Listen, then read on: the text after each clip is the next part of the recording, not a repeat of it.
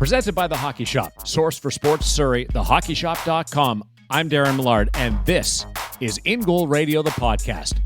From the National Hockey League to late-night shinny skates, the goaltending world offers thousands of stories, and rarely are any two the same. We love the sport, the position, and the challenge of playing such a unique role in a team sport. At InGoal Radio, each one of our guests represents a special place in the goaltending ecosystem. But today, special is replaced by the best. Martin Brodeur has won more games than any other NHL netminder. He moved the needle with his puck handling skills and won 3 Stanley Cups while staying true to his own personal style. We spent a morning with Brodeur during the draft weekend and a conversation that accomplished what I believe to be impossible. It revealed several unknowns about Brodeur and how he approached and played the game. We welcome in the co-founders of InGoal magazine, Kevin Woodley and David Hutchison, who were there that morning in downtown Vancouver before the start of the second round, and just paint the picture of our morning with MB30. Hutch, and give us an idea of what you took away from that. Busy weekend in Vancouver with the draft happening, and we pulled up on a fairly quiet street to a great hotel in Yaletown and went in to meet you and Martin and a number of the other Jersey folks in the bar just off the lobby of the hotel. And it was a pretty intimate setting, pretty quiet setting. You knew there was a whole lot going on in the city, but everything was quite calm, relaxed, and sort of felt like we were just sitting there chatting with a buddy. And it was amazing to me. I mean, before we talk about impressions of that, as I talk about it being quiet, didn't we find out a half an hour after we left that interview that Shiro, who was walking around, and Brodeur and the PR staff and so on, all must have known that they had just acquired PK Subban. I don't think they culminated that deal in the half hour after we left. And pretty remarkable to me to think that we'd been around all that, but obviously we had no idea what was going on. Woody, before you jump in here, I want to make the note. It was in the bar, but it was 7 a.m. So it was quiet. So before everybody thinks that we were just hanging around, nobody was drinking. Sodas, It was before the start of the second round. Nobody was drinking. Breakfast. It's like a lounge, and it was the Opus Hotel. Let's give them some love for such a beautiful setting in the Yaletown area of Vancouver, which I unfortunately got to know a little too well this weekend at the draft. There you go. But Kevin's spoken to Martin several times, but for me, this was amazing. I don't know what I expected, but you feel like you're going to a bit of an old school guy here, and yet the impression I got from our conversation that was he was decades ahead of other goaltenders in terms of his mental preparation for the game, in terms of his where we discovered, I think, a little bit about where some of those skills for reading the game come from that he's so famous for. I didn't realize the preparation that went into everything that he did, and I think there's some great stories in there that really apply to goaltenders of all ages. Yeah, I knew about the video. Like you said, I've had long conversations with him before, but they were usually over the phone, guys, like for Goalie News, the old Goalie News magazine, a couple times for InGoal when he came through town. And so I've had some sort of in-depth, long-winded conversations, but I'll be honest with you, like, they were over the phone, nothing like this. Like the environment, how relaxed he was, just a goalie. It just happens to be one of the best goalies of all time, talking about a position he loves. And I think, credit to you, Darren, for setting it up and that environment and the relaxed sort of nature of it. There were things I didn't know all those years. I didn't know the extent of the video work he did with Caron. That all those reads we thought he was so famous for were all the product of hard work, of studying his opponents. And I can't wait for our listeners to hear this interview. Because there were details, as you said, Darren, that I wasn't aware of, and I thought I had a pretty good handle on his career. Simply from what he did during TV timeouts and his approach to that, and what he took, and this part blew me away, how much he took from other goaltenders that were playing in the National Hockey League, what he picked, cherry-picked off Ed Belfour or Dominic Hasek was fascinating to me, because he looks like his own goalie, that a guy that was not stubborn, but definitely stayed true to his style for his entire career. And as I think Woody will talk about Spencer Knight and his experience with him at the draft and how different that was from our conversation with him. Let's not forget that Brodeur had, what was it, 8 or 9 interviews the day before that are all 15 or 20 minutes in length at best. And there he was, happy to start his day off with more than an hour talking goaltending. As soon as you get a chance to talk the trade, everything changes, doesn't it? Yeah, and it was the same way. I mean, we're coming off the draft weekend, so we'll talk about Knight, because I thought his interview with us last week was like one of the most mature interviews. I've said this, and I said this to some NHL goalie coaches that were asking me about him. One of the most mature interviews I've ever had with a goaltender of that age. And then when he was at the draft, like the maturity didn't change, but in front of scrums and with a bunch of people around, like he just goes into sort of media mode. And it's hockey talk. It's not bad. Like it wasn't a bad thing. He still comes across very well, but nothing compared to the conversational tone we had. And that kind of is reflected in this Brodeur interview as well. Although Marty was so comfortable in his own skin when he was playing, like him in a locker room could be the same way, having conversations about goaltending. But in both cases, I think it's just an example of when you get these guys talking about the position they love, it just, that's what it is. It's a conversation. And man, this is 2 weeks in a row where it was incredibly enjoyable. I'll throw it to you this way. I'm not sure how much Marty likes talking about goaltending, just generally, but when he talks goaltending to people that are educated, like you two are really embedded into the goaltending world, it brings out a passionate side of him, and we got that where he was volunteering things.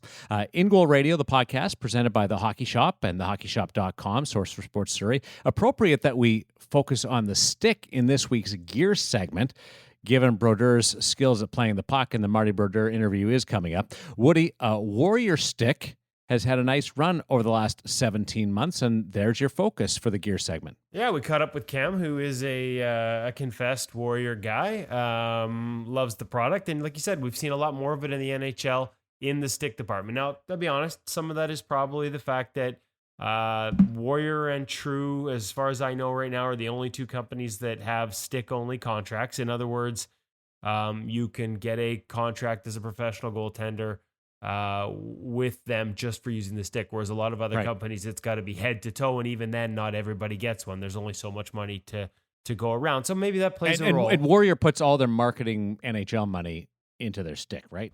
Well, in terms of paying the marketing fee, it's the only product. Yeah. In terms of paying the licensing fee, it's the only one they pay for, because they just haven't gone that way. We've talked about it before in the goalie gear department. That said, guys, I'm not being dismissive of it. The reality is guys aren't going to use the product if it's not a good product, and they've come a long way. And so it was good to have a conversation with Cam about that. And as we hear in the conversation, some of the highlights in the new product, but also some of the highlights in the old product, last year's model. They still have some at the Hockey Shop.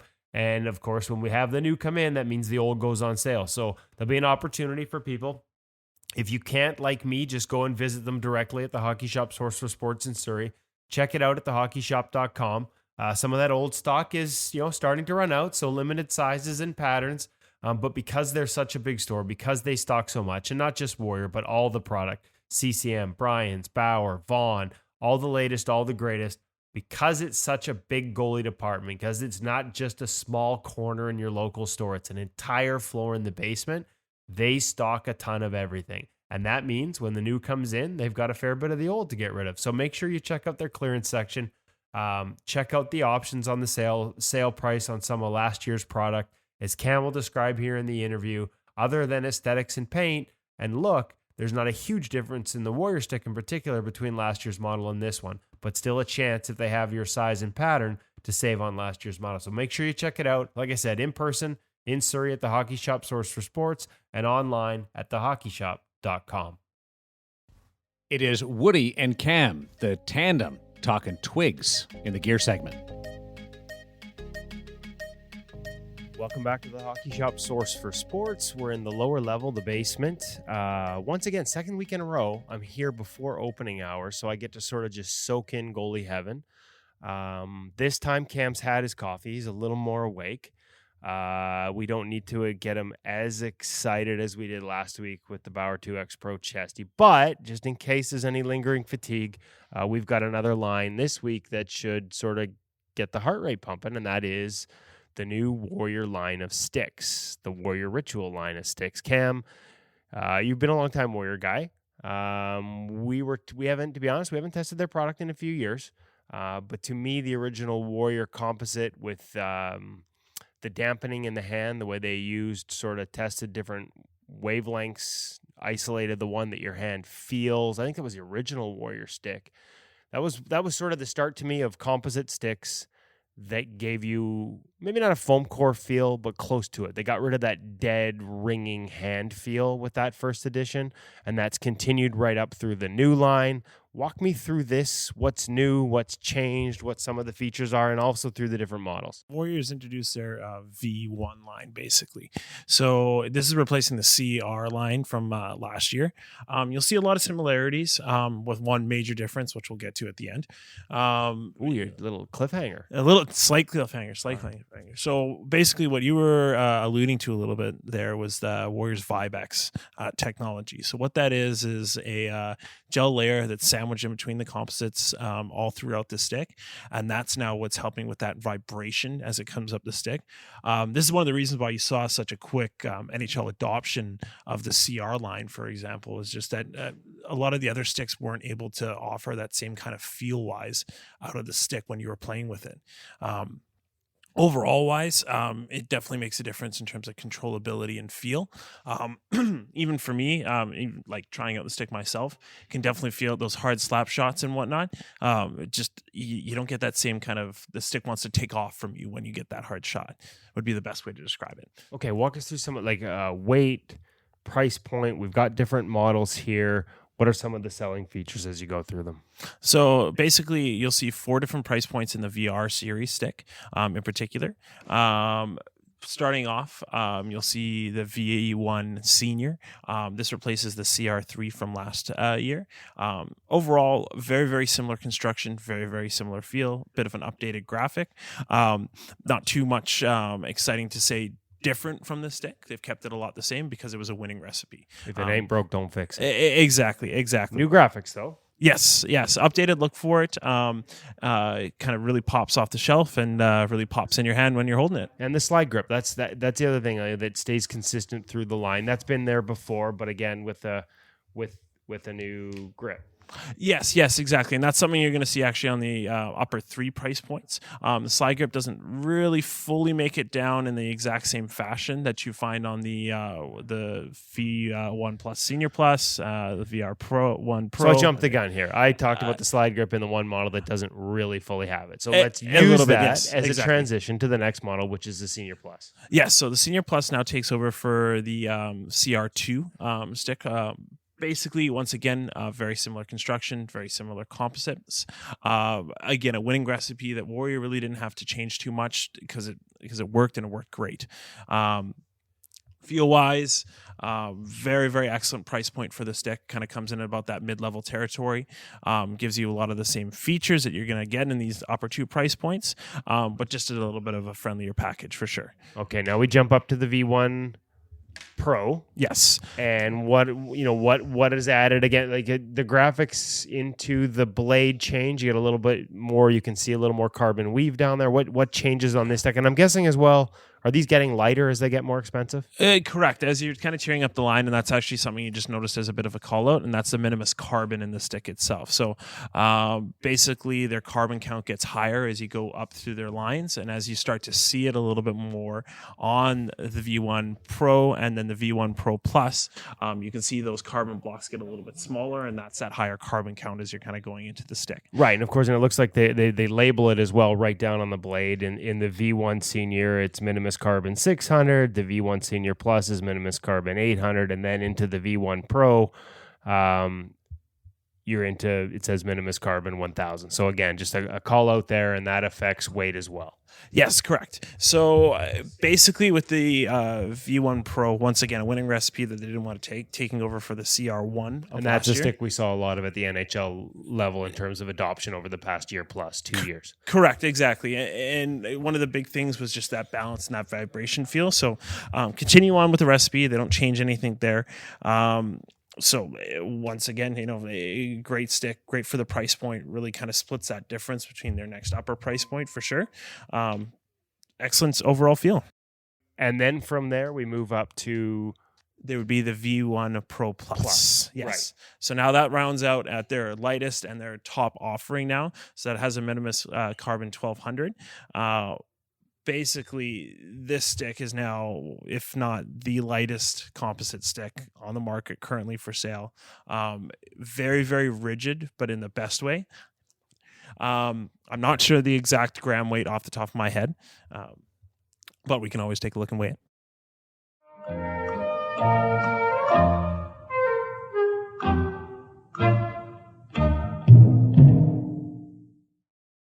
All right, so we took a little pause there.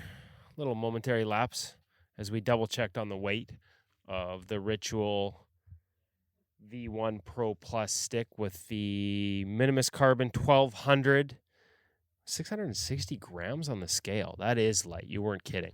Yeah, once again, in terms of that balance and lightness in your hand, you want to be quicker on that blocker side and give you all the advantages you can. That's you're holding it. You imagine grabbing an old wood stick these days? It would feel like you had lead weights out there. It'd be like a training exercise wearing a weight vest. There's a couple old Shearwood 50-30s on the wall somewhere. I think you could do a little bit of a comparison with. They're like bricks compared to this thing. Ooh, you got any wood player sticks? I got an old school guy on my team that insists, like, if we could find an old, like, Sherwood 70-30 coffee model with that wicked, like, banana curve. This guy, like, he also hit me in the head in warm-ups with it, but he seems to think they're still somewhat better. Goaltenders, however, are smarter, so we figured out that carbon works. A lot of NHL goaltenders have found out that carbon works. They're using the Warrior V1 Pro Plus. A lot of guys have adopted it over the last year. Any other features on this stick to call out beyond the weight and that feel with the Vibex, Cam? A couple quick notes. Warriors finally offered their composite lineup in a full right. So some limited colors and also specs available, but you can get a full right Warrior stick, composite stick now. Also available in custom for 3 packs. No full right in custom though. So what are the options there? We've talked about the options with the eFlex 4 new stick. We've talked about the options with Bauer and their 2X stick on the custom program. What are the options in custom? What different things can you do with a custom stick with the Warrior if you're buying, like you said, minimum 3? Yeah, you get your curve options. They're big names, so you get their mid, their twist, their wedge, and then their heel base curve. Off the top of my head. Other than that, it's just colors. Your name, minimum of 3 for your order, and gets it placed and get them made up for you. Okay, now the one thing that you talked about here is, as you went through the line, we compared the new V1 to last year's model, the CR. Yes. There weren't a lot of changes in some of the lower price points beyond graphic, as you said. Like if it ain't broke, don't fix it. Little small tweaks, but not major in some of the price points, which leads me to believe if you have stock left, it's probably on sale of the CR. So is that an option? Obviously, it would be a matter of whether you have the preferred length, paddle length, curve, things like that, but are those on sale right now? That's correct. Yeah, we do have some of the CR1, 2, and 3s left over. A little bit get limited in size and curves left over, but if you're looking to save a couple bucks and some of that last info jives with you, you have a chance to come check them out for a little bit of a cheaper price. Yeah, from what I see on there, they're going fast off the rack. So check it out at thehockeyshop.com. You can see whether they have it in stock for you, or if you happen to live in the Lower Mainland, be sure to visit them in person at the Hockey Shop Source for Sports. And if you've got any questions, you just want to call and see what they have in stock, want to clean them out, order everything that's left on the wall in either the CR or the new V1 Warrior Ritual stick, you can call them at 604-589-8299. Perfect. Thanks, Cam. All right. Thanks, Cam.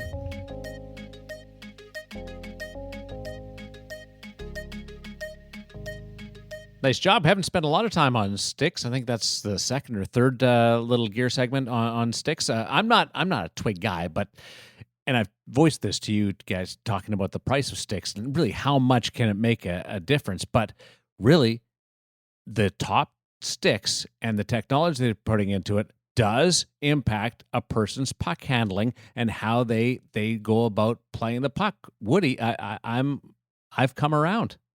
You had a recent experience. Yes. A couple of weeks ago, I tried one of the top sticks, the new sticks out there, and I was almost giggling as I was doing it, thinking about how much I'm going to have to eat crow on this after railing on to you two about like what big difference does it make. But this question, does it really impact the stopping of the puck, or is it all geared towards puck handling and playing the puck? Well, I think the stopping part comes in two parts. One, it's lighter, noticeably lighter. So in theory, your blocker should be a little more reactive. In reality, it probably just tires a lot less, especially if you're old, out of shape like me, and you play for an hour and a half. I will take that much less weight in my hand for that hour and a half. Ironically, like it's interesting. The couple of times I've ended up having to grab an old stick out of the garage and ended up, well, actually, if I'm honest, I forgot to bring my sticks to a game this year. And so I had to buy a cheap sort of foam core wood thing from the pro shop. And it felt like I was carrying around a 2x4. I was like, and we're spoiled, right? Like InGoal, we get to test the latest and the greatest. It's, we have top end stuff that we get to take out there. I had to grab like a not so top end foam core stick. And I was like, oh my God, this thing weighs a ton. And my arm is tired because I'm out of shape and I'm fat and I'm lazy. And I noticed a massive difference. So stopping the pucks, lighter. Also, Darren, I think that the blade of the stick is more consistent and firmer in terms of steering low shots into corner. It's more consistent. It's got less give to it. It's stiffer. It's stronger. There's a value there. It doesn't wear down over time like wood and foam core used to, get soft around the edges. That's your value from stopping the puck. But for the most part, the customizability, easy for me to say, customizability, that's a real word, comes in. That's where you get it, the higher end ones. If you want an E-Flex, if you want to have a little more zip, a little more flex, E-Flex 4. I suck. I like an E-Flex 4 because I can zip it around, get it up, get it over sticks, get it off the boards and out.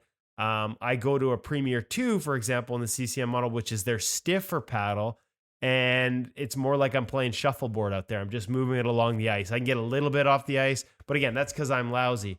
I go, and we've tested it with Junior A kids. We had a kid from the AJ, Alberta Junior Hockey League, that tested it out last week. And for him, the E-Flex 4 was actually too flexible.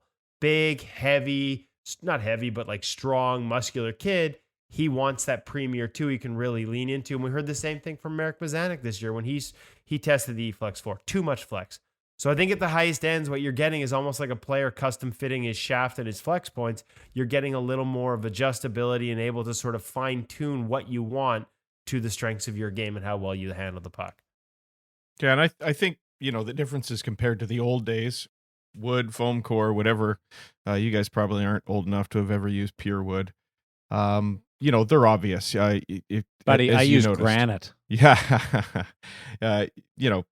The differences are absolutely obvious and apparent, and using the modern stick is incredible. I was reminded as you were talking about Warrior sticks there, Kev, of the Warrior Ritual stick when we first reviewed it. Had to be close to a decade ago now. I can't remember how long ago that was. And actually being amazed by how different the thickness of the blade was. Actually went out and bought a micrometer so I could measure it, because it having that technology allowed them to make it so much thinner, not just for weight purposes. I noticed an extreme difference just steering pucks up over the glass, and how much more easy that was with a modern stick. I'm not sure as I feel, representing maybe the younger goaltenders and myself as a bad puck handler. I don't know if I can notice the difference between the high-end models today as much as I probably should. Although I think the thing that makes it really interesting is now that these tools are available to us, I think we can become a little bit more sensitive about what we're doing, a little bit more precise about what we're doing. And I really see it as actually an educational opportunity, a chance to really learn our craft a little bit more as puck handling becomes more and more prevalent in the game. The other piece, Darren, that I think is really important in terms of the weight is with the youth goaltenders. It just makes it a whole lot easier for them to move the stick around, not just in terms of the saves, but I think it makes puck handling a more realistic skill for them to obtain at a younger age. Makes it possible even in this most basic moves, right? Because they can actually lift it up and put a puck on that blade and make you feel like you can do something with it. And I feel like we're just maybe at the beginning of where this is all going. I mean, we can see the work that Bauer's putting into the aesthetics of the stick, but also that's a form follows function sort of thing. And we're starting to see different grips appearing on the sticks as well. I think the technology is, in many ways, probably just at the beginning. It's going to be really fascinating to see where it goes over the next several years. Do you guys do anything with your paddles as far as a trigger grip or anything custom? I cut one in on mine, but it just slides my hand down a little bit further, which I saw from Bobrovsky, which is, of all things, when I was doing a sideline game one day, and I saw that, and so I thought I'd try it, and it just makes it a little bit easier. But how about you, Woody? I know Hutch doesn't, him shaking his head, but do you? No, nothing for me, mainly because I'm not allowed near power tools. General rule in the house. Last time I built something for the kids, I think the family placed an over-under on trips to the emergency room at 6. Was thankful to stay on the under on that one. You can get them custom made like we see in the NHL guys, and to me, that's the other thing. Bauer, Hutch, you can custom order. You just need one, and you can custom order the new 2X with just a single order. And we did that. And you did that. And I think CCM, it's an order of 3, you can get custom. So if you do get to the point where you're ordering like the NHL guys do, a special trigger grip and stuff like that, you get it consistent from one to the other. Once you get your pattern dialed in, once you get your flex dialed in, once you have all that sort of figured out, and you start ordering in bulk, and hey, you get your name on it. I always like that. Let's be honest. Doesn't matter what age you are, you like it, especially on twigs. To me, that's where that consistency is also going to be a big part of this equation. So no trigger grip for me, but that consistency from the guys that do have it at the NHL level, and that consistency is something that's kept them. Mike Smith, for example, it was an adjustment for him to go to a composite stick from a foam core. Why? What was that adjustment? Well, just getting used to it, just different. Like, again, the way it comes off when somebody passes it to you or when you stop a rim, like it's a firmer blade, as much as that firmer blade helps get pucks off the ice and steer it into the corners. Playing the puck. Yeah, like, you're going to feel when you first get it, like it's popping off there quick. You might have to corral it back in. So you have to sort of soften it and sort of cradle it as it comes in a little more than you might have with a wood stick or foam core stick. Things like that take a little bit of adjustment. But what he really liked once he got used to, the different feel, the different flex, and the different weight was the consistency. And that's the one thing you heard at the NHL. Like, foam core had become really inconsistent. One batch to the next felt like different sticks. These guys get their specs now, and it's dialed in from start to finish. And as we see these companies like CCM, and I actually, to be honest, I don't have what Warriors minimum is on custom, but I know it for Bauer on 2X is 1, for CCM right now is 3. You get that dialed in at a young age, and you can sort of stick with your specs and order bulk and know that you're getting a consistent product from one to the other. Okay, here's some stick history for you. Did you ever see the aluminum goalie stick? And I don't know whether it was Easton that came out with it, but did Woody or Hutch, did you ever see it in person or hold on to it? That noise you hear is Hutch shaking his head. No, everything's rattling around inside. Yeah, you got us. You win. I one time, and I don't even know. I was probably 13 to 15 in Brandon at the Keystone Center. We Kings had practiced, and somebody had aluminum stick, and it was all about durability at the time, but it was too heavy, and it never caught on. Can't remember the manufacturer, but I actually did see it and watch them test it. The other one was the Curtis Curve. Christian, the Curtis Curve. I used it. It was actually ahead of its time. Andy Moog was a big proponent of it. He used it in the National Hockey League. I don't know about anybody else, whether Belfour did or not, but because he was a big Christian guy. But with that curve, with which put the shaft, the handle of the stick on the ice, if you went paddle down, and was supposed to help you play the puck. Hutch, you're a little older. Did you use the Curtis Curve? No, never used it. Really? No, saw it, admired it. No. There's a new one out there, Darren. It's kind of unique. He stalked us on the internet. Seeing how you use the Curtis Curve, I think we'll definitely hook him up with you and send him your number. Oh yeah, I think so. I'm gonna hear about this after. I know I'm gonna hear about it. Better goalie sticks translates into better puck handlers. At least it should. But sometimes the skill of playing the puck is just a natural ability that's coaxed out from the back of the body and the back of the head somewhere after a gentle prodding from a hockey dad. If that hockey dad is a former Olympian. That's exactly what happened with Martin Brodeur, who is transitioning to life back with the New Jersey Devils, but is now working on the business operation side of hockey. InGoal Radio, the podcast, spent a fun, fascinating, and revealing morning in conversation with Martin Brodeur on draft weekend.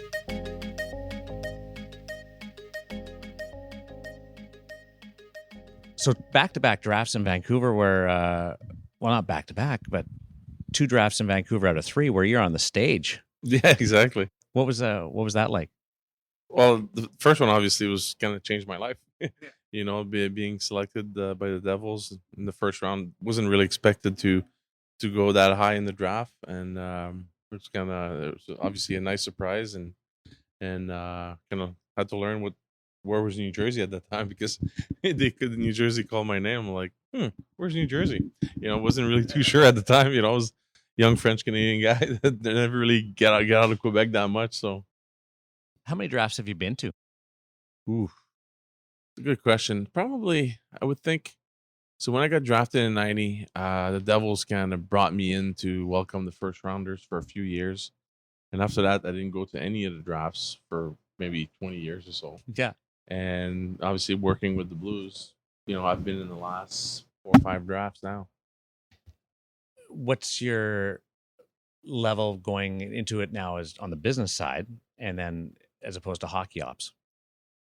A little bit different, less involved. I think on the hockey side, part of my job in St. Louis was to help the scouts kind of make their own decision and kind of clear a path of how the list would gonna look, and making sure that if they have a question and they needed like a second opinion on certain things, I would fly into Europe or Saskatchewan or Dakota, and I would just go in and give them my opinion on the players, or take time and make research on some of the players that were on the list there. Now I don't. So that's the big difference. So they named some of the kids. I'm like, I have no clue they are. Like, I just, when you're not involved in hockey ops, it's a little different. So what's your day like now? Well, my day, obviously, it's a lot more laid back than it used to be. I still live in St. Louis, so I commute back to New Jersey about 3 days a week, and kind of this year's been a huge learning curve. Like, from attending meetings, from executive meetings, and we have a great opportunity for me to learn in New Jersey, because on the business side, we don't just do hockey. We run the building, so all the concerts, like from entertainment to musical or whatever, like we have tons of act that goes through, and so we have to deal with a lot of different people. We own the 76ers, so that's a basketball team, so obviously totally different in hockey. Yeah. When you start talking to the GMs and the coaches and the president, little different vibe. And we have a gaming, and then next thing we have a gaming team in Dignitas. So that's something that's new. My kids love it. They think it's pretty cool that we have that. We have a soccer team in the English Premier League, Crystal Palace. So when I sit in the meetings, like, it comes in from left and right. And so that's why that learning curve for me, it's hard, because it's not just concentrated on the business of hockey. It's the business of almost sport. So it's been really interesting, challenging a little bit, but I've been fortunate to get the leadership of Hugh Weber and Scott O'Neill, and I think every head of every department have been so nice to me, to include me on everything and helping me. Well, you're my learner. I know, still they don't have to do it, and I get it. And can you imagine showing up in a meeting and Marty's there? Speaking to you in third person. Yeah, but it's funny. Like, you could tell, sometimes I get a double look from people. Like, what is he doing here? It sounds like you're enjoying it, though. like It's with been- that challenge? Yeah, it's been great. It's been great for me. It's been great for my family. It's the first time since probably I'm like 20 years old that I go through life without having to win or lose.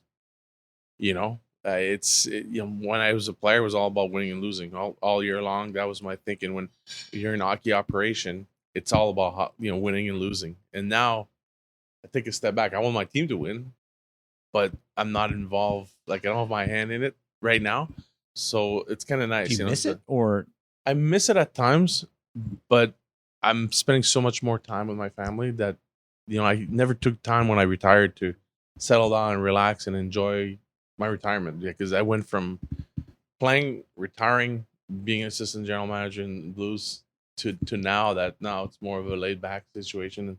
So it's been great. It's been great. My family's all the boys and everything. And it's been good. We've seen the position translate into other roles, and not just like other sports, like Brooke Henderson, right? The Canadian golfer, acting, Keanu Reeves, Steve Carroll, businesses, former goalies, Ken Dryden in politics. Like we've seen former goaltenders have success in other walks of life at really high levels, and a lot of them sort of point back to their experiences in the position. Like, does it translate? Like, are there elements of what it was like to be a goaltender, whether it's mental preparation, that you think translate to success in other areas? I don't know. I think it's one of those things that as a goalie, like you a lot of time in your head. Like you sit there and you play 60 minutes, but unless you go for like a TV timeout, like nobody's talking to you. So you get a lot of stuff that you can process, and you make decision off of it, and I always relate this goalie to be like a pitcher or a quarterback. Like you're so lonely out there, and you just got to make it, and you make it or break it all the time. And maybe a bit of that, I think, just because you know how to handle yourself, and you probably a good judge of character of people, and how kind of understand, just because you're so used to sit and process everything that's going to happen in front of you. Like being like the shot that you're going to get, that's the end result of the play that's happening. So like as a goalie, you kind of see, and if you're able to read what's going on, you read everybody that's coming at you, you're going to be a step ahead of everybody, and so people concentrate on TV, or anybody that's never played the position, you're going to go and you're going to say, wow, what a save. But you know what? The reason why he made that save, like he probably knew that the guy, this is what the intention, right from whenever he crosses the blue line, you're able to read something. And that's what I think you have really good goalies. You have goalies that are just average, but they're good goalies, kind of recognize everything. You see when he crosses the blue line, is he a lefty or righty? Like the tendencies of players. And so you kind of have a good judge of situation.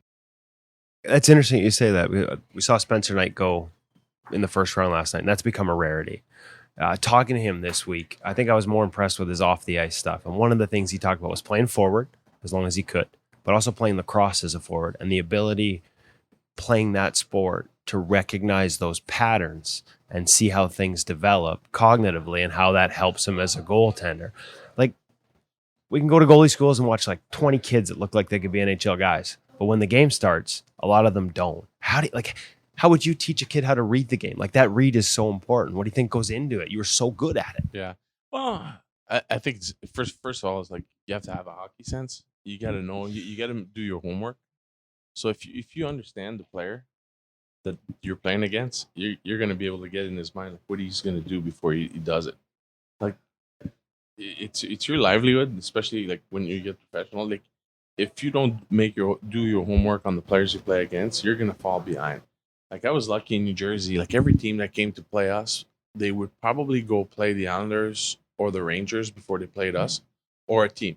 So I would be able to get to watch the games and see. Like I always remember Kovalchuk. He was in Toronto against Toronto. It was Atlanta. He was playing against Toronto, and there was a shootout. So he comes in and he makes this move and he pulls. I think it was Toskala that was there, the Finnish goalie. He makes a move. He kind of slides and he just flips the puck, and Toskala just kind of slides away and he can't reach the puck and it goes in. So the next night, Atlanta's in town and I'm sitting there and there's a shootout. So I'm looking at the bench and they're like all like, bad to say that, but like the little squirrely little girls talking to each other. Oh, you got to do it again. Like, I knew that's what they were talking about. And so I came in and I give it to him the whole time and I pretend I was going to slide and I stopped and he just flipped it and I caught it like that.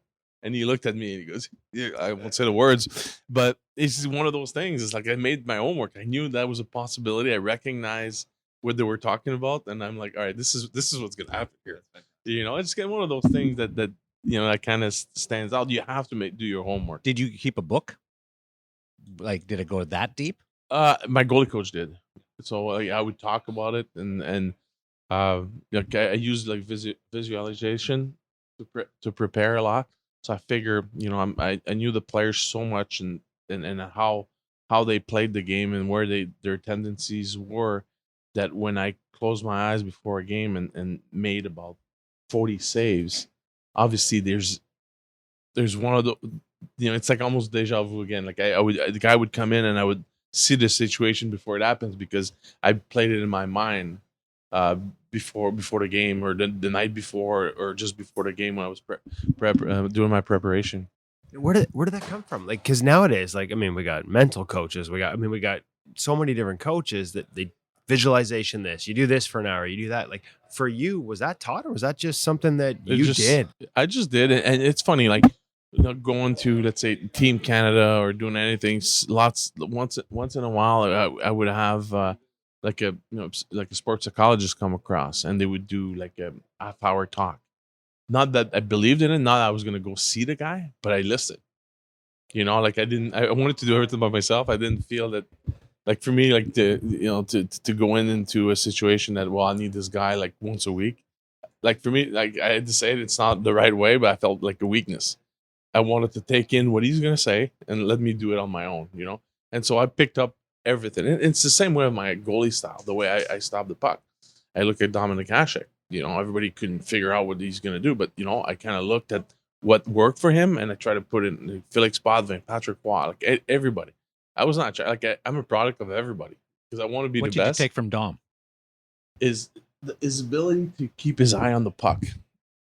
Like, he looked really erratic at times, but if you really look at it, his eyes were always on the puck. Even though he would go like that, you could tell. Like, I would watch him in warm-ups or whatever, and every time he was doing something, like, the puck he would look at the puck, hit himself. So his reaction time was unbelievable because he never lost sight of the puck ever. And a lot of goalies are looking through the puck now. I coached, a little bit in St. Louis, and you could tell that was one of the big things, like with Jake Allen. Like, a lot of it was like pucks were coming in, and it's like it goes right through him. And you're like, are you watching the puck here? Like, what's going on? Like, you gotta, I know you're big. I know you're. I'm just not saying. It's an example for Jake because I have a lot of respect for him, the way he plays the game. But a lot of goalies are not looking, and so they react after the fact instead of reacting when the puck hits you. And that's how you feel the puck. That's how you control the puck, because you see the puck hitting you. And Dominik was really, really good at that. I was going to ask about that time coaching, and what other lessons could you bring as a player when the game had changed? The way Jake played was quite a bit different than the way you played. In that initial transition, what did you bring into that role? That there's two things I worked with Jake. A lot of it was being ready for a shot, even though the shot was not coming. I needed him to be engaged right away from the goal line. Whenever they cross the red line, I want him to be engaged, get ready for a shot when the guy crossed the red line. And by the same token, when you get ready, you start reading the play more. He was, to me at the time, he was standing up, not really paying attention. And whenever the shot came in or the chance came in, that's where he was getting himself ready. So he was in and out all the time, like, even though with his eyesight, with everything. So I wanted him to have his stick. Like I said, so you need to be ready when it's at the red line. Make sure your stick is on the ice when he crosses the blue line. And so now you feel the ice, you feel like your strength, what you have. It's simple stuff, but they lose it because they play a different way. And my other one was being square to the puck. Like, a lot of goalies have issues with shots that are coming in from the side and stuff, and you can tell guys are not really comfortable. So I always say, like, we talked about the blue note, to make sure like it's square to the players that has the puck. So whenever you feel that your chest is not square, this is where you just got to turn your shoulders all the time, and then just by doing that, you just kind of got more and more confident, never thought about the second play. Just make sure that first play doesn't happen on you.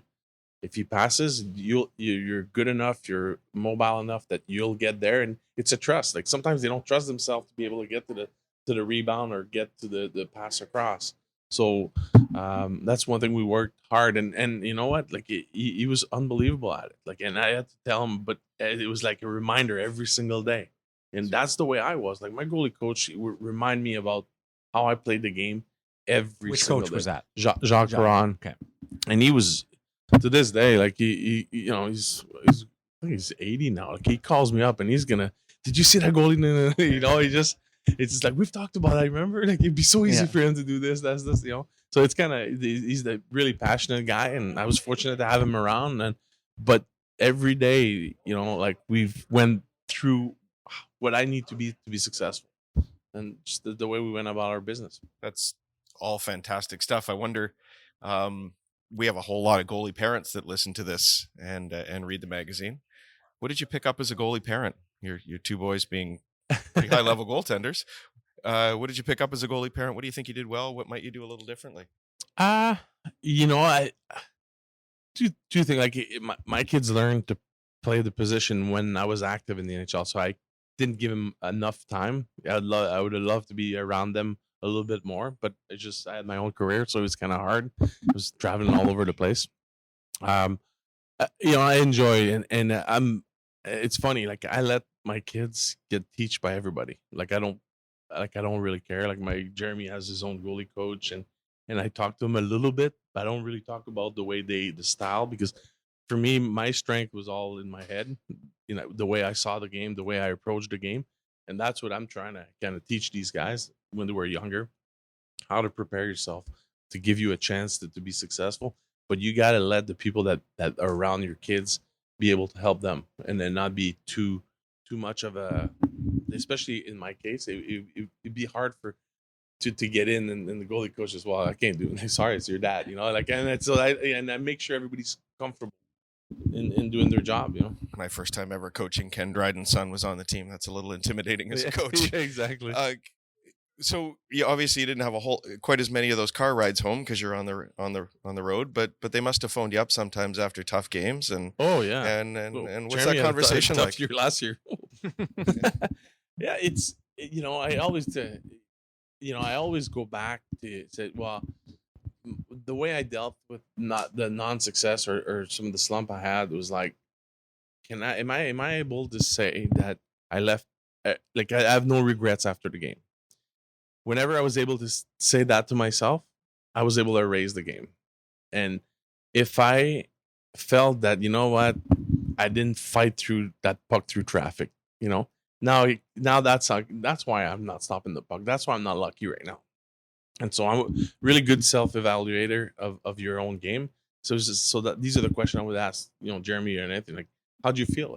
Like in warm up, how did it go this morning? Like, what'd you eat this afternoon? Like all everything preparation, because I believe that when you prepare the same way, you know that at night, you know how you're going to feel. But if you don't prepare the same way every time, and people say, well, you know, it's a weird goalie or whatever, but you know what, to me, it's like, you know, exactly. I ate the same thing. I would try to sleep the same amount of hours. So knowing when game time came in, I knew how I was going to feel. But if you eat different food, if you sleep different patterns, you don't know how you're going to handle yourself. And so these are kind of things that I talk to my kids about. Warm up. Would you try and stop the puck and warm up, or get a feel for the puck? There's people are. I was trying to stop everything. Yeah. If I'm in net, nobody's scoring on me. That's just the way I saw it. You know, I was like, I. It's funny because I played. Some guys don't care. Yeah, they're just like, yeah. But it's funny the way it works. Like, if you look at warm ups back in the day when we played, I probably took half the shots. Now, you know, I was in St. Louis and I was backing up a little bit, like Jake Allen when I retired. If I would get, or even when Corey Schneider came over, you know, I would get like 3 shots in warm-ups if I didn't play the game. I couldn't believe how much these guys are into their warm-ups. Compared, for me, it was just get loose, have fun with it. I would chirp a couple guys, like they're trying to score, and that's it, you know. And we gambled, like we did everything just to have fun with it. And so, but the new generation, it's crazy how much more time they spend in warm-up. How too much? I think so. I'm like you don't need like 70 shots in a warm up to get ready. Like it's crazy. Like, Save some of it for the game, right? I know exactly. But again, they don't move much. They just go down. They don't really try every single shot, but they just stay in the net a lot. Does that bug you? Does the new style and it's Well, it bugged me because let's say I didn't play for 2 weeks, and next thing I get into a warm up, I get 2 shots, and he doesn't do too well. I got to jump in there. It's like, seriously, like I'm 40 years old here. Like, gotta stretch it out a little bit. Who do you like to watch now? Like, it's funny because we saw while you were playing the evolution towards a butterfly, and now all we hear is the importance of holding your feet, patience on your skates. Like, how have you seen it evolved? Are there guys that you like to watch? Are you seeing signs of things you used to do in the game more and more? A little bit, but you could tell. Like I like the goalies that have huge workloads. I like Bobrovsky, really fun goalie to watch. I like Vasilevsky too. Like this year was really impressed me.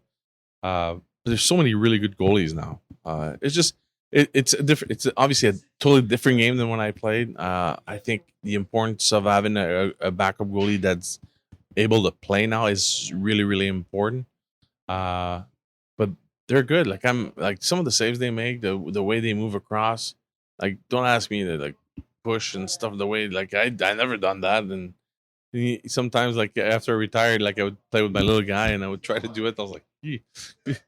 It's funny. Like Jim Corsi was the goalie coach, and we were making drills around like around the post and stuff. And I was doing my old way, and he was shaking his head like, Marty, like, you sure you can't do that? I go, no, I can't do that. All right, like, we're buying time here. Like it's almost over, so I'm not changing. Yeah, no reverse VH or all that kind of stuff. No. Oh, what? Something I've never had the opportunity to talk to you about. Your TV timeouts. Put the mask up, and you skate around. What are you doing? What are you thinking about? Are you escaping from the game and just looking in the stands? And so we came up with a plan to. With my goalie coach, how to get in and out of the game. We feel that focusing for 60 minutes or 20 minutes at a time is too much, and that's why you have breakdowns in your game. That's why your concentration cannot be 100% all the time. So you got to take the breaks and really get out of the game. So for me to take my mask, drink a bit of water, walk around. And if you really, really look, I would take deep breaths all the time, like overdo it, like almost like I was like out of breath, The reason why you do that is because, like any sports, any good athletes, when you perform, you got to be able to breathe. When you don't breathe, it's hard to react. So think about putting. If you get yourself like a 3-footer and you stop breathing, next thing you know, it's a little harder. When you get a 4th-liner, it's getting the puck in the slot. Next thing you know, and they're kind of stiff up. But the good players, they just go about their business, breathing, and take the puck and shoot in the empty net. And the goalie's the same way. When the chance comes, a lot of goalie will stop breathing. And next thing you know, you get tunnel vision because you don't have any awareness around you. And so, for me, it was just a reminder. Every time I would skate, I would get out of the game, take a deep breath. And the next thing you know, now you feel it, and just, all right, this is where I am. This is the situation. Pressure, no pressure. And that's why between TV timeout, you always saw me skate around. Never went to the bench? You just... No, never. And it's funny, like I learned that from watching, and again, I have tons of respect for the guy, and he's a Hall of Famer and everything. It was Eddie Belfour. There was in the playoffs, just before we played Detroit, I was watching Detroit-Chicago, and it was in overtime, and I saw him at his position at the dot before the puck was dropped, and he was just locked into that face-off and didn't move. And I'm like, what is he doing? Like I couldn't believe, like every time, like they showed, because there was no commercial, they just kept showing him just waiting for the puck and like in position. Center ice face-off? No, in zone. Zone, okay. And I was like sitting there, I'm like, that's crazy. And a couple times, just like long shots, like he almost like lost the concentration because he was so focused for a long period of time. Eventually, you got to break. Like eventually, you got to take a break from concentration. And when that comes in and the puck's in the zone or there's a bad shot coming in and you let it go, like it's funny. I saw that. I'm like, I can't. this is way too much. There's no way I could concentrate that much for that long at the same time. And it's kind of one of those things. Like I saw a goalie do it. I'm like, that's weird to me, The 3-foot putt, though, not breathing, that's difficult to do with Panger talking the whole time. Yeah, but he makes money though off of it. He does. I play a lot of golf with Panger, so it's been a great relationship since I've been in St. Louis. But what a character that guy is. Can't believe you play hockey. What's your cap? I know it is amazing. What's your cap to his cap? Do you give him strokes, or does he get? Do you get strokes? Actually, he gives me strokes. He probably gives me 2 strokes now, and slowly, his season's gonna start. So he's probably gonna give me 3 or 4 strokes because he had a lot of work this year with playing in all of the Stanley Cup finals. Not playing, but covering it. How much it's like you've mentioned it a couple times, watching other guys, and I think a lot of people, as we watched your career and enjoyed your career, talked about your ability to read the game, and we thought it was maybe innate, just this thing that he did. But you really did study. Like, how much did you watch other hockey? Because I talk to guys now, and they don't watch other teams. Not a lot of them. Like, some goalies do, but most of them are kind of like, when I'm not playing, I'm not watching. It's how much was just watching other teams a part of your prep? Oh, huge, and also too.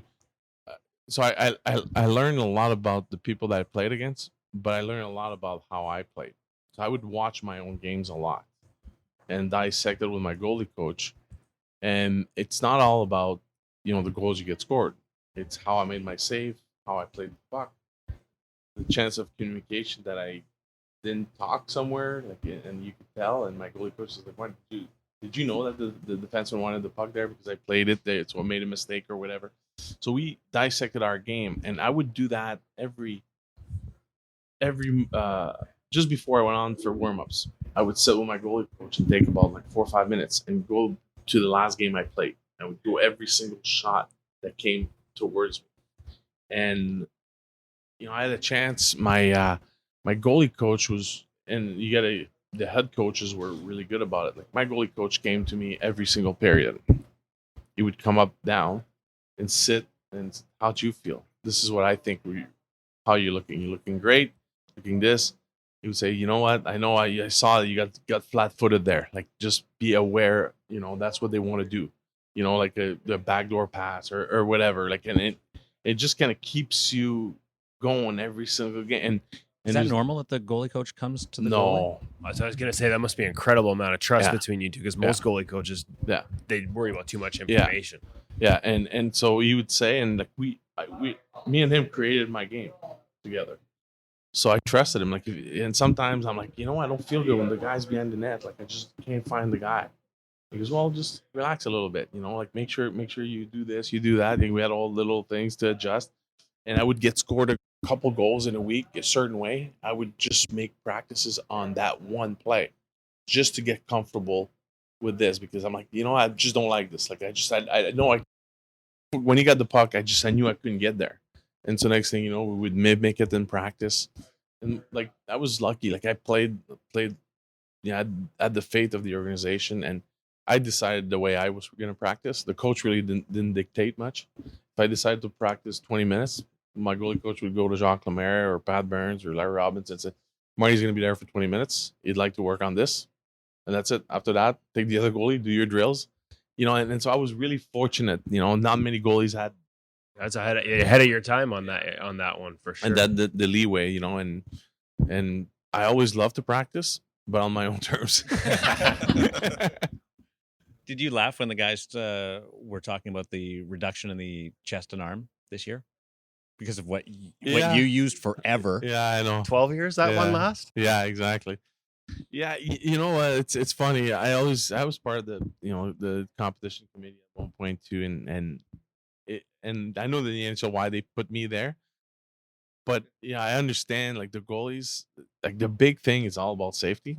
If it's safe and everybody wears the same thing, I'm okay with it. Like, it doesn't matter if the net is bigger. Like, it's bigger for everybody. It's not like one guy doesn't. And same thing with chest protector. I just always wanted to have equipment proportional to your body.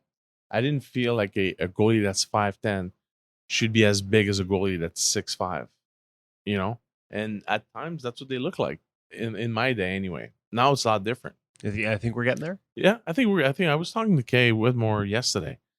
I mean, a lot of goals are scored now. Hockey, and you know what? It was not about the equipment. It was about the way the game was played in front of us. You know, it was about like not letting a guy shoot the puck and getting hooked and just interference and don't have time to do anything. Now kids or the players are coming in and they're coming at full speed because they're not getting hooked. They're not getting their slash on their stick because it's going to be a penalty. Like players learn to play the game to kind of funnel guys into an area, but these guys now they could really work their skill to score goals. And so you could see how many more goals are scored on pure skill compared to before. You had to really work hard, or you had those dirty goals. You know. Do you think any of these guys today recognize that they have you to thank for the inner calf wrap still being a part of the equation in the NHL? Like, do you think these guys know that? Yeah, probably not. Yeah, I don't know if you guys know the story. So because Marty used to still make saves with that inside part of the leg, and I remember looking at photos and it'd be just covered in pucks. But the new generation doesn't do that, right? It's all the face of the pad. The NHL during one of the, I think 04-05, right? They wanted to actually remove a whole bunch of that calf wrap. But because Marty still used it to make saves, they had to keep it. And now this whole generation, they kind of forgot about it. And they've all got this piece of equipment thanks to Marty. All the butterfly guys. He saved all the butterfly guys. Yeah, exactly. But it's one of those things. It's funny. It's like back then was the way they wore their equipment. You know, when you go to butterfly and everything's perfect, your 5-hole is covered and everything. Back then, the only way you could do that is you couldn't strap up your pads really hard. So you had guys like Patrick Lalime, like pads were dangling. That Sebastian Caron, like his pads were like almost not on his leg, and when he would go down, like it became perfect butterfly. Now the technology changed, and now you wear any pads, you just almost press a button and you go in a butterfly. It's a lot different, but it's one of those things. Like we were there. It's one thing too. I think it was with Luongo at one point. His blocker on both sides was as wide. Same size. It didn't matter if you had a stick on the ice or not, because now they had started to have the blocks between their knees, so they didn't really need to have a stick on the ice. So they figure it's a lot easier if I'm able to turn my hand and play like that. So you could bat it, you can make save with the inside of your blocker. So they needed protection. So next thing you know, it was two blockers in one hand, because it didn't matter if it was like this or like that. It was the same thing, and they had the stick. So like the NHL, like at one point, like guys were creative with their equipment, and so. Obviously, they needed to make some changes and some guidelines, and I think the NHL did the right thing to a certain extent. To me, it was all about safety. I know at one point, they wanted that 10-inch pad, and that became a problem with the guys that didn't tie up their pads a lot. The outside of their knees were exposed, and so that became like a lot of guys were complaining, like, it's like, yeah, we're trying it, we don't mind it, but like we're gonna get hurt here, and so we kind of did the compromise from 12 to 11. I think it's still 11. Yeah, it's still 11. Yeah. So, and that you were probably part of that discussion too. I think the worst thing we ever did as goaltenders was just name the cheater, right? And I remember, that little thing there. Yeah, and I think they made a glove, but the problem, they were actually worried about thumb safety, right? Because when they took it away, the glove didn't have enough support. But it sounds like we're getting to the point now with technology where we can build one where we maybe don't need that. Yeah, exactly. Well, it's gonna change, but like I said, like we're fine. The goalies are fine right now. I mean, they're really, really good, and they're still getting exposed because of the game. The game is so good now, and the NHL is good. I don't think they're gonna make any changes in the goalie equipment for a little bit now until the goalies dominate again. But yeah, but like right now, if they enforce it, then do the right things, and goalies, you got to educate them. The athletes, right? The goalies are unbelievable athletes now, and they're good, and they're playing in a tough environment compared to what I think I had. But I know every generation would say that. Every time you move up, like technology, game, things are changing. But they're fun to watch. Were you a gear guy growing up? Like, do you have memories of first sets or things like that sparked the interest? Yeah. So my dad was a sports photographer, and he worked for the Montreal Canadiens and the Expos, and so he was really involved. And when I started to be a goalie, like somebody asked me to be a goalie in the second team, I just decided to say, I'll try it. My dad was all excited because he was a goalie himself, playing the Olympics and all that. And so my mom was like, you're too good. You score too many goals. Like, why you want to be a goalie? And I'm like, I don't know. I want to play on two teams. I didn't care. So anyway, I became a goalie. And so at one Christmas, like my dad used to work, for different companies. And so DNR, Daniel Roland. It was big client of my dad, and so my dad traded pictures for my first goalie set. And that's why if you look at some of the pictures when I played in the NHL my first year, I had DNR pads. And so that's kind of the connection of my first equipment. Everything was always Daniel Roland. And I had in junior hockey, I played with those laser pads, those big, like the foamy ones. And so that's what, like, Grant Fuhr became my idol because he was playing with that equipment, And so that's kind of my story about the gear stuff that I have. You told me once, actually, it's funny because you've mentioned Jacques Caron a lot in this interview. And you told me once, I remember, that you were a butterfly goaltender junior. You just mentioned playing in junior. And I think a lot of people would be surprised by that you actually kind of maybe evolved after getting drafted with Jacques. Is that, I got that right? Yeah. No. I was more of a butterfly when I played junior. We had no choice. Like, we all looked at Patrick Waugh. This is what this guy was our idol. Like, he's the guy that made it in the NHL and became in 86. And so turn around, like, my junior years are 87, 80.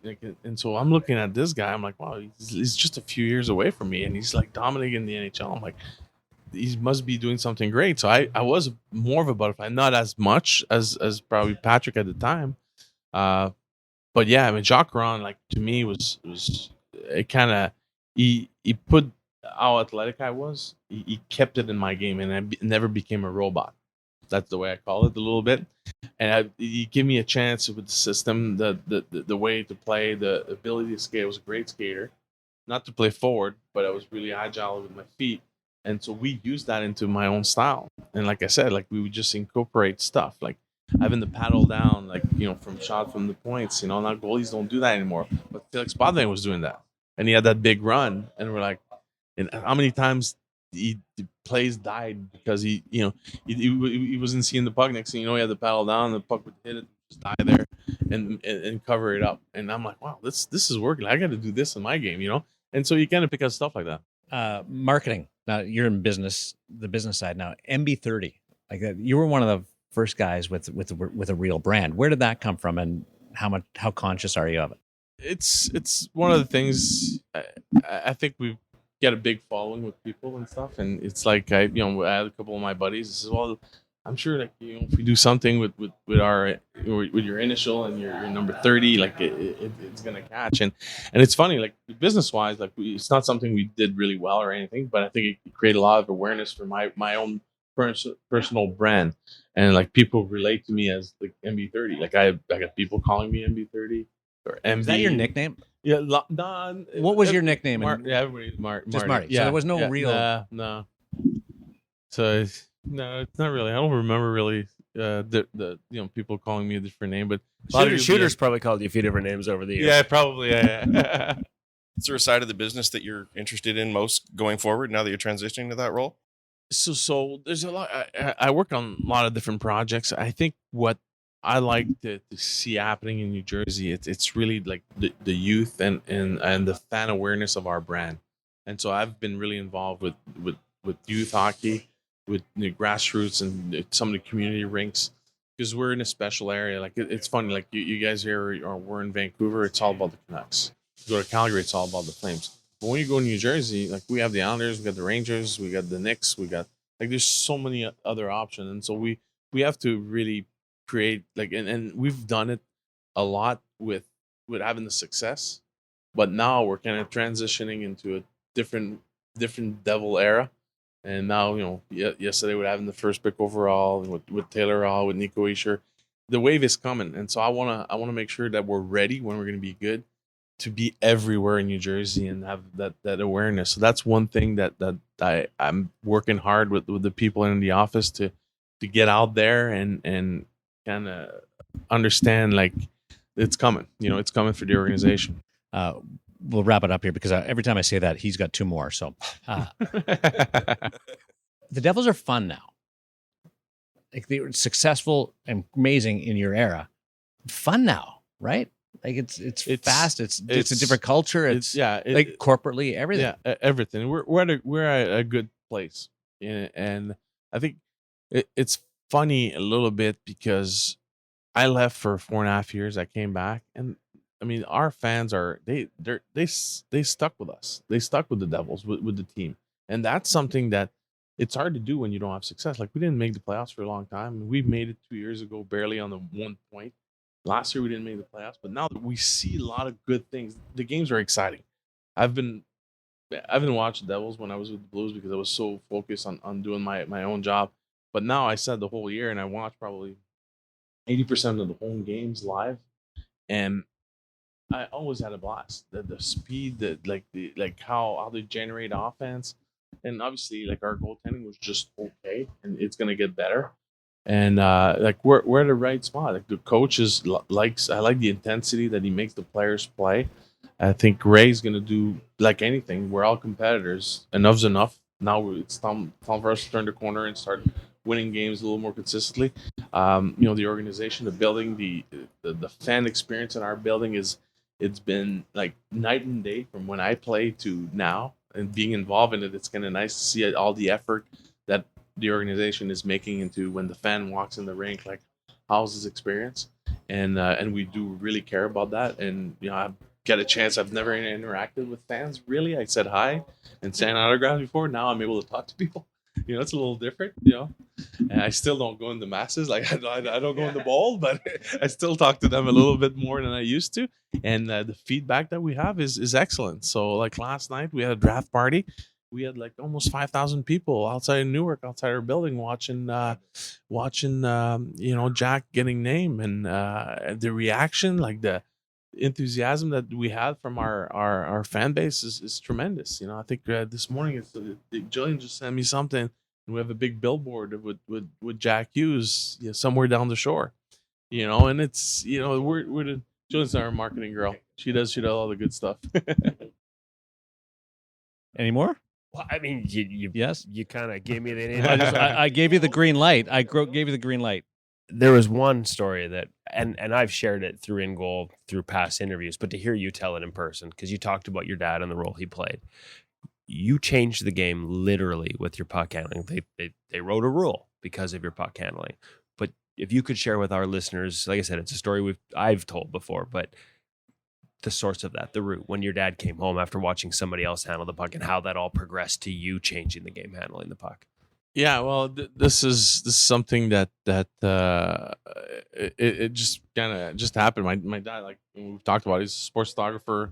He's worked every home game in Montreal and take pictures. And obviously he was a goalie, so you always, as a goalie, I'm sure you always pay attention to goalies. They should. That was my problem with scouting. I was like, I wasn't watching the game. I was watching the goalies all the time. I was like, all right, I got to figure out there's defensemen and forwards here. But anyway, so my dad came back home, and after Ron Extall first came on the scene, and he was playing the puck like crazy. He was like a third defenseman, and so he came back home, and he said, he was Marty. He goes, you really got to take a look at this guy. Like, it's unbelievable how effective he was in that game. How he was able to break up plays and create great offense from making the right plays and clearing pucks and doing all stuff. And I kind of watch it, and I'm like, wow, that looks fun. You're 13, 14, 12? Yeah, so what are you, 87? Yeah, around that. No, I was a little. Yeah, I was in midget, probably just before midget AAA, and it just looked fun. And so my dad went up and went to the sports store, bought some orange puck, the plexiglass, and put that. And next thing you know, I just started shooting pucks. And I always wanted to be a forward. So for me, making plays, or when I played street hockey, I was always like the highest scorer and making passes and everything. So that offensive part, I had it done. But now I just needed to kind of build up strength to shoot the puck with goalie gloves, and it's different. Mm-hmm. And it's funny, like just a kind of side story. So nobody really said anything to me in New Jersey because I was always playing, and I played the puck, and the way I shoot the puck with my glove like low. And I came in, and Jordan Binnington was there. My first day I came in because he got called up to back up Jake Allen because Brian Elliott was hurt. And both of them got the hand up on the stick the way they shoot. And everybody, Marty Turco was probably the first one to do it. And he goes, you still shoot like that? They were like amazed that I'm like, well, I don't know, I'll shoot the other way. So to just handle the puck and doing everything. And but that's one thing I worked really, really hard at playing the puck. First of all, like whenever I got scored a goal in practice, that puck was never staying in the goal. I never wanted a puck in my net. So I would shoot it back. I would always make plays. I would try to find my goalie coach when plays were on the other side. My goalie coach would pop up at the pile, and I would just like fire like just a pass right at him. Just stuff like that. I'm telling you, I've done it so much. So when you get good at something, there's a reason for it. You got to work hard at it. How far outside the right post would you aim if you were aiming for the net? I usually your go, goals? yeah, just because the way I shot the puck, it was from the heel to the middle of the stick, So the spin would always kind of want to go away, like, and that's probably why I have a slice on with my driver. And You took that really deep. oh yeah, and that's actually now I'm thinking about it, that's probably why. But yeah, I was always aiming at, like I would look at the right post, and that would be my aiming, because I figure it probably moves a good 6 feet by the time it gets there on the ice when it lands, and it's gonna start curling that one way just because of the spin I put on it. So Thank you. Yeah, the only other one was the draft. Oh, just We talked draft. We're here at the draft to wrap it up. The one story you never told. All those years of not being at the draft, you did go to one. How special was it to be a part of having your son drafted? oh, that was crazy. We were in New Jersey, so and then my son was up for the draft, like out of Shattuck St. Mary's, and just the feeling of like I see people say, "This is the first time you called somebody." I go, "No, Jack's pretty cool," but as when I called my son, that was really cool. And so the time that Luke called me, I was up in the suite, and he says, "Hey, come down. I think we're gonna pick Anthony." He needed to make a trade to get an extra pick in the 7th round, and as I went down, and I'm like, "All right, I'm just gonna greet him." I didn't think he put the mic. He goes, "All right, you announce it now." And I was like, "Oh," And so I got the chance to call his name, and just to see him come down the stands with all our family was there with him, and he came over, gave me a big hug. Like it was pretty special. Okay, my wrap up then. You've had an incredible depth of information here for goaltenders, and the mental side of the game is you are obviously miles ahead of everybody else. It's fantastic. Hypothetically, if there was a 12-year-old goaltender sitting across from you, what's your advice? Well, my advice is it's like don't be stubborn about your game. Nobody knows what to do. You have to learn from everybody. And I think if you're able to grab on and pay attention to how other people are successful, and see if you could do it. Sometimes your body or your mental game is not going to give you. And so there's things it's okay to say, "Hey, this is not working for me," but you know what? But this might. And you got to evolve with the game, because within 2 or 3 years, what you do is going to be outdated. You got to evolve. Like I played for 22 years. So think about like even for me, like I fought it as much as possible. The way the pads were made, like I was played with a certain kind of pads, and I'm like, I was getting tired to see the other guy and across from me getting a shot in his 5-hole and the puck wouldn't go in. I'm like, how come it didn't go in? I'm like, I need these pads now. I need to take an edge somehow. But that's how you get your edge. It's like you understand your game and understand that it's working for somebody. It might work for you. So not be stubborn about your game. Great wrap up. Talking goaltending's not bad, eh? You don't do it a lot. No, not anymore. No. But that's good though. Yeah. It's fun. Thanks, Marty. Thank you. Thank you so much. Wow. Thanks to the Devils for setting that up.